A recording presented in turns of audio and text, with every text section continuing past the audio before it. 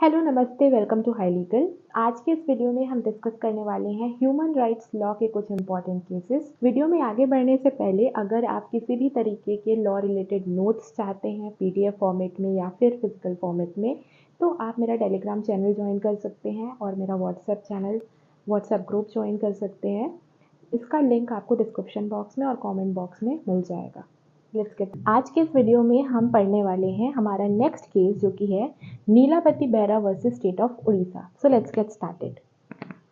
तो इस केस के फैक्ट्स कैसे हैं, उससे पहले उसको समझने से पहले इतना जान लीजिए कि जो केस है this is related to custodial death. Police custody में एक डेथ हो जाती है, उसके बेस पे ये पूरा केस आपका है। तो चलिए देखते हैं इसकी फैक्ट्स को। तो फैक्ट्स क्या है, सुमन बेहरा नाम का एक 22 साल का लड़का रहता है, ठीक है। ही वॉज अरेस्टेड ऑन 1 दिसंबर 1987। तो उसको अरेस्ट कर लिया जाता है कब? 1 दिसंबर 1987 में, ठीक है। क्यों अरेस्ट करते हैं? क्योंकि उसके ऊपर चोरी का इल्जाम लगा था। फॉर थेफ्ट इन्वेस्टिगेशन उसको अरेस्ट कर लिया जाता है, ठीक है। फिर क्या होता है, उसी बच्चे की डेथ हो जाती है। नेक्स्ट दिन उसकी बॉडी डिस्कवर की जाती है, ठीक है। And on railway track near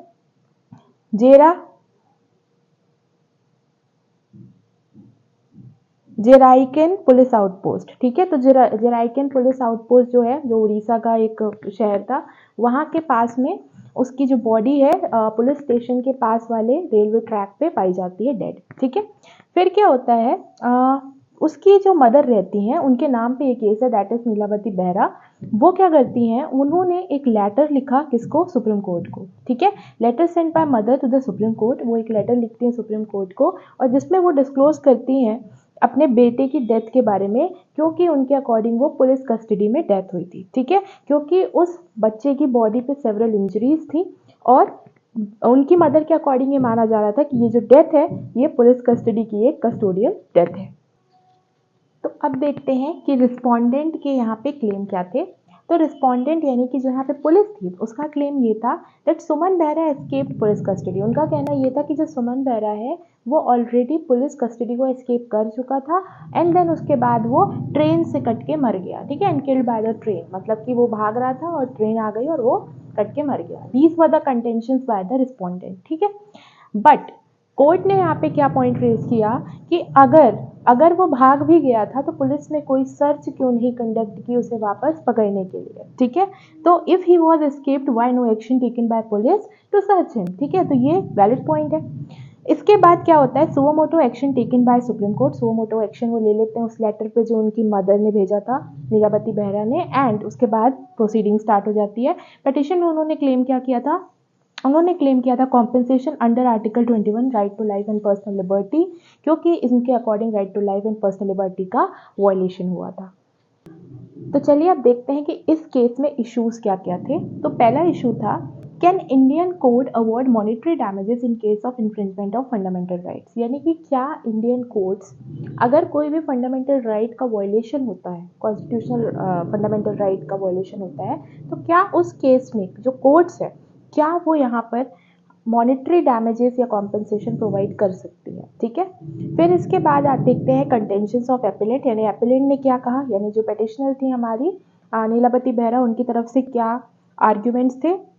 तो उन्होंने सिंपली क्लेम किया कि ये कस्टोडियल डेथ है क्योंकि उनके बेटे की बॉडी पे मल्टीपल वुंड्स थे, ठीक है, मल्टीपल इंजरीज थी। और उन्होंने कॉम्पेंसेशन क्लेम किया जैसा कि हमने देखा था आर्टिकल 21 राइट टू लाइफ के वायलेशन के उसमें, ठीक है। अब कंटेंशंस ऑफ रिस्पोंडेंट क्या थे, ये हम पहले ही देख चुके हैं। जो उन्होंने पहले बोला था that the son was escape, वो भागा हुआ था, वो फरार हुआ था कोर्ट पुलिस कस्टडी से, एंड फिर then he was ran over by the train, और ट्रेन वहां से गुजरी और वो उसके नीचे कट के मर गया, ठीक है। तो ये कंटेंशंस थे किसके? रिस्पोंडेंट के। अब मेडिकल एविडेंस ने ये स्टैब्लिश कर दिया कि लाठी ब्लोज बॉडी पे पाए गए हैं, ठीक है। Although there were another injuries also which were cause due to train, ठीक है। Train injuries on head and face, तो मतलब लाठी ब्लोज भी पाए गए थे बॉडी पे और हेड एंड फेस पे भी इंजरीज थी जो कि ट्रेन के गुजरने से हुआ था, ठीक है। तो फिर इसके बाद इसमें आता है जजमेंट जो कि आया था एक इंक्वायरी के बेस्ड पे। सुप्रीम कोर्ट ने ऑर्डर किया था डिस्ट्रिक्ट जज को कि एक रिपोर्ट सबमिट करें, ठीक है। और वो रिपोर्ट उन्होंने ये ऑर्डर दिया था उन्होंने 4 मार्च 1991 को, ठीक है। एक इन्वेस्टिगेशन कंडक्ट की गई थी और उसके बाद एक रिपोर्ट प्रिपेयर करने के लिए बोला गया था डीजे को।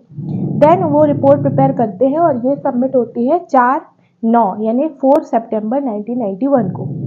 ठीक है, report was presented by the district जज एंड उस रिपोर्ट में डिटरमाइन क्या हुआ, DJ determined kid passed away due to several injuries caused by police in custody. ठीक है, तो यहाँ पे होता क्या है, ये चीज़ प्रूफ हो जाती है कि जो भी इंजरीज उसकी बॉडी पे पाई गई थी वो पुलिस कस्टडी में ही हुई थी और इसकी वजह कस्टोडियल डेथ ही है।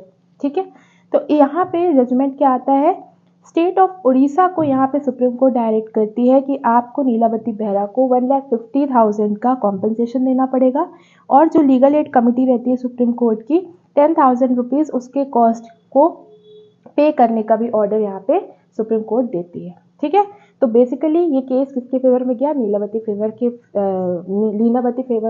बेहरा के फेवर में गया and she won the case. और इससे ये भी स्टैब्लिश हुआ कि अगर इन्फ्रिंजमेंट ऑफ फंडामेंटल राइट्स होता है तो उस केस में सुप्रीम कोर्ट आपको कॉम्पनसेशन देने के लिए भी लायबल ठहरा सकती है। That's it.